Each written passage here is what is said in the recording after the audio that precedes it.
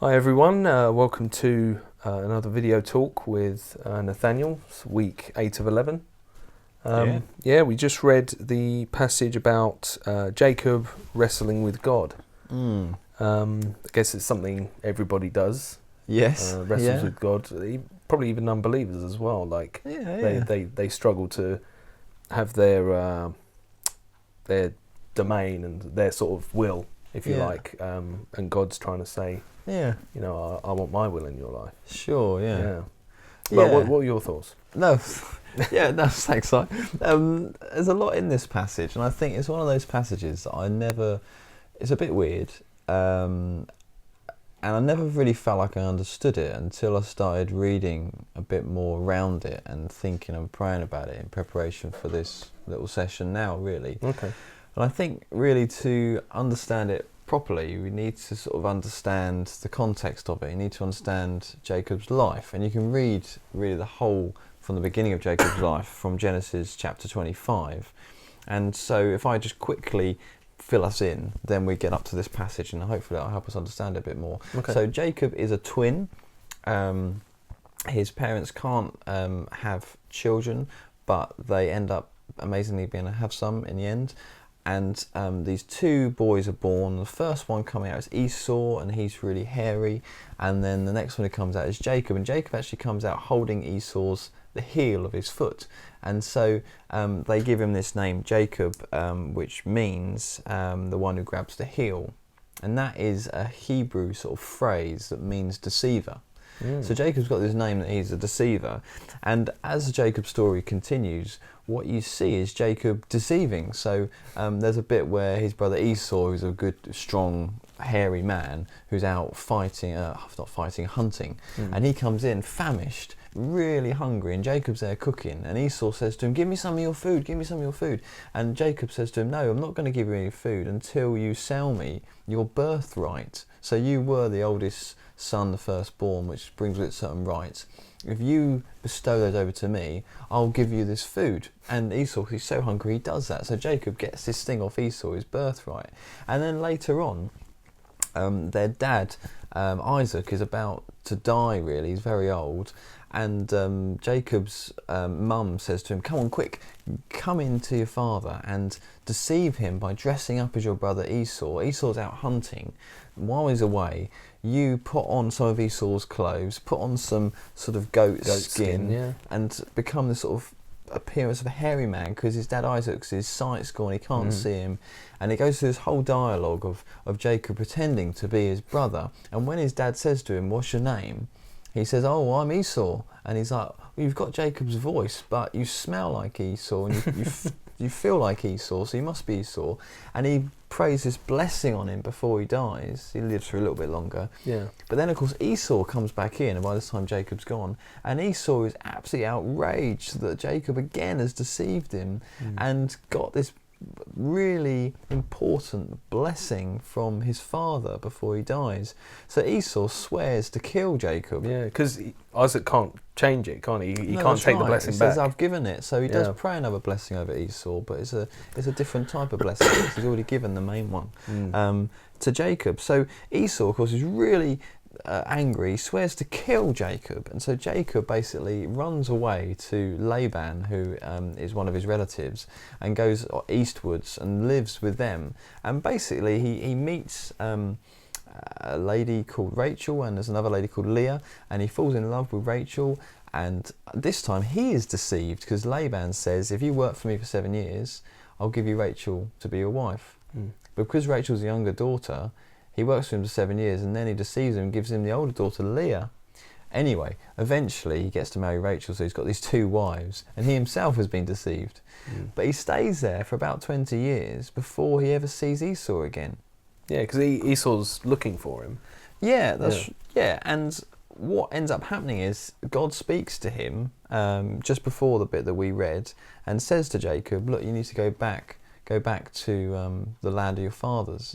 And so Jacob is on his way back, and he sends off word to Esau saying, look, I'm coming. And because he's so scared of what Esau's going to do, he sends off a succession of kind of cattle as gifts in front of him in order to appease him. And Esau kind of encounters all these servants with these cattle. And then it gets to the end of the day, and Jacob's made all these intricate plans about, he divides his family and his possessions in half in case Esau destroys him, and he gets half of them will still survive because only get half of them, because he hears that Esau is coming towards him with 400 men. And so he thinks Esau's coming to kill me because he hates me, because I stole his birthright and I stole the blessing, and I've deceived him and lied and cheated all my life.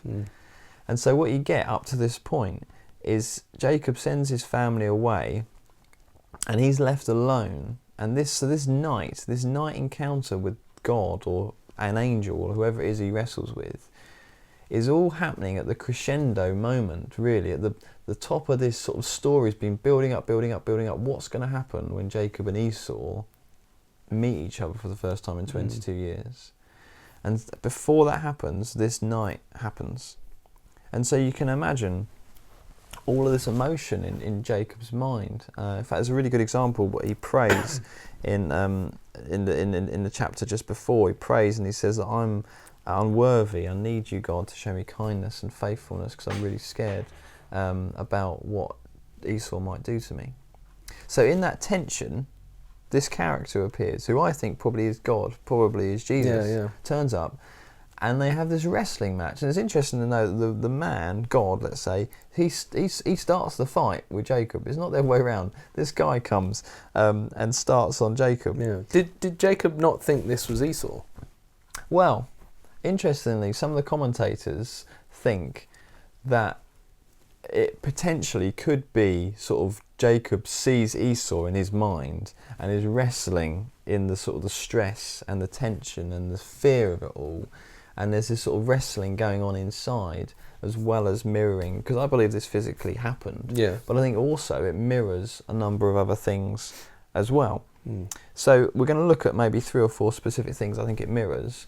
But just before we go there, I think it's just important to say, if you believe in God, that faith, that belief is going to be a struggle sometimes.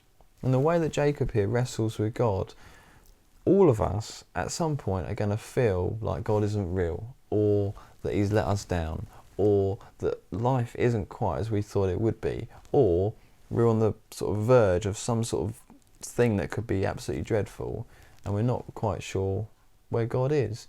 And so belief in God, faith in God, as a follower of Jesus, having faith in God means, unfortunately, sometimes we're going to really struggle with God. That's going to be different for different people.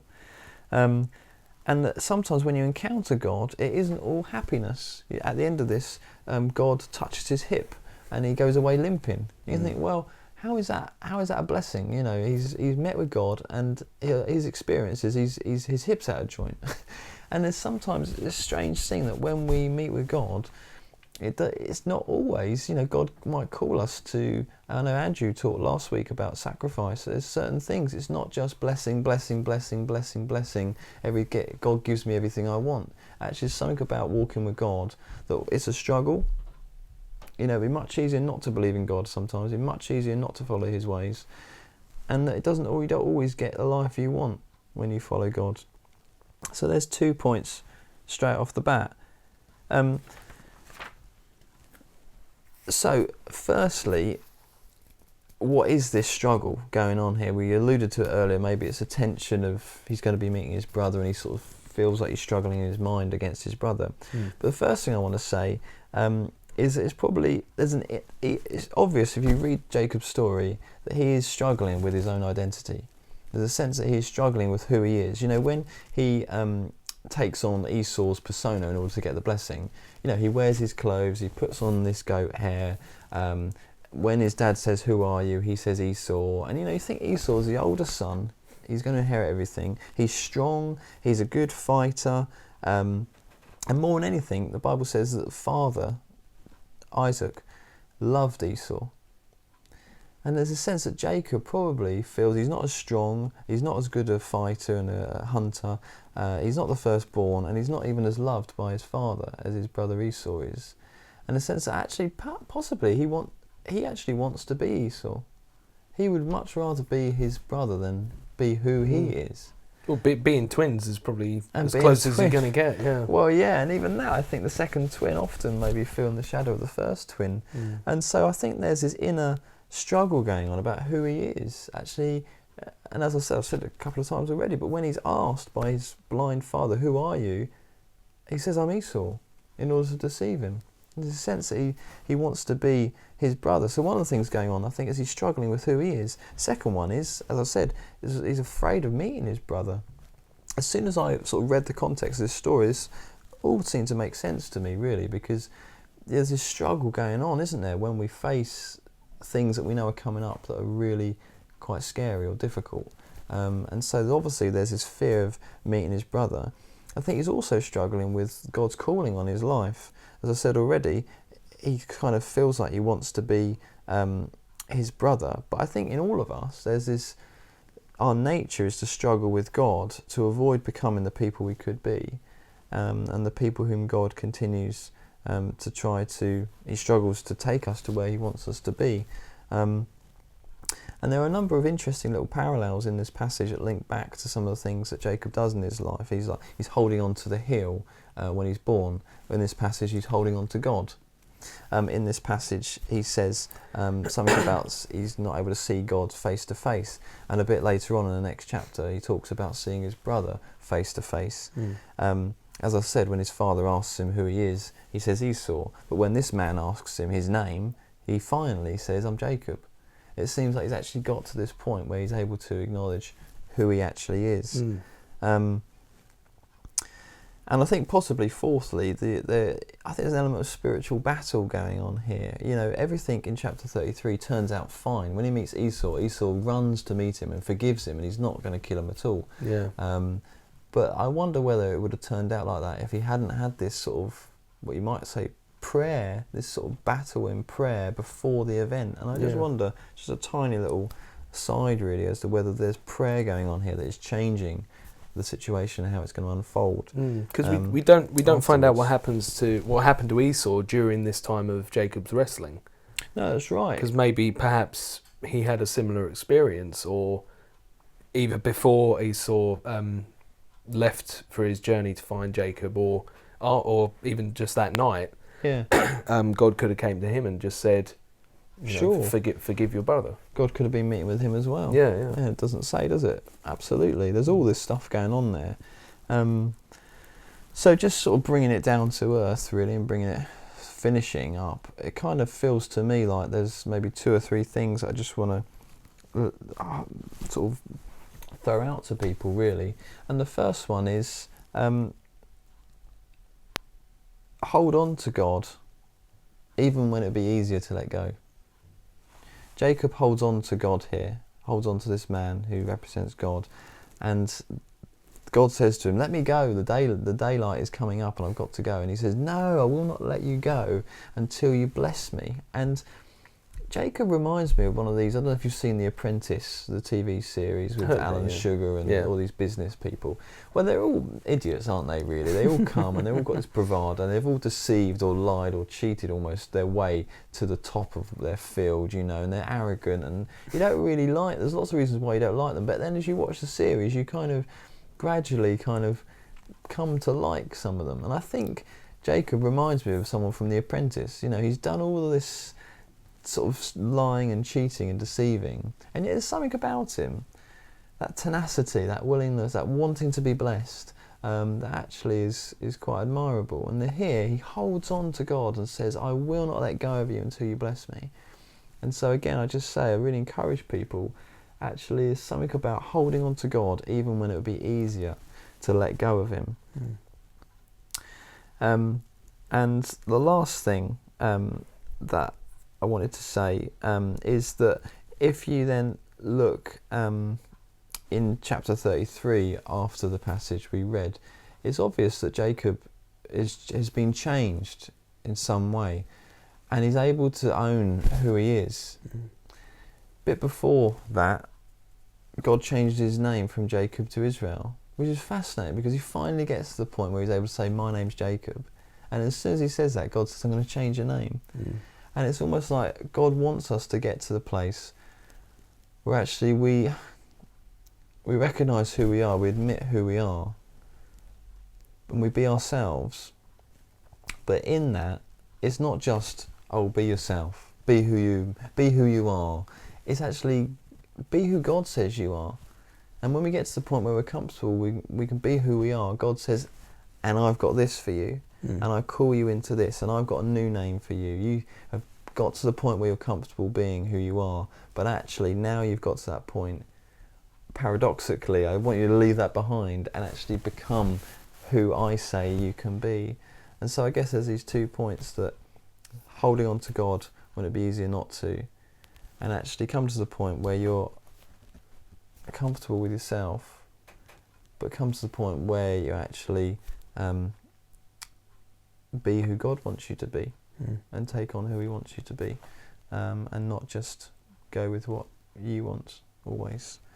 There's probably more we could say there, but I think we'll leave it there for now. So, sure, yeah. It's a good end to it, yeah. Thanks, Nat. Okay. Back to you guys at the well.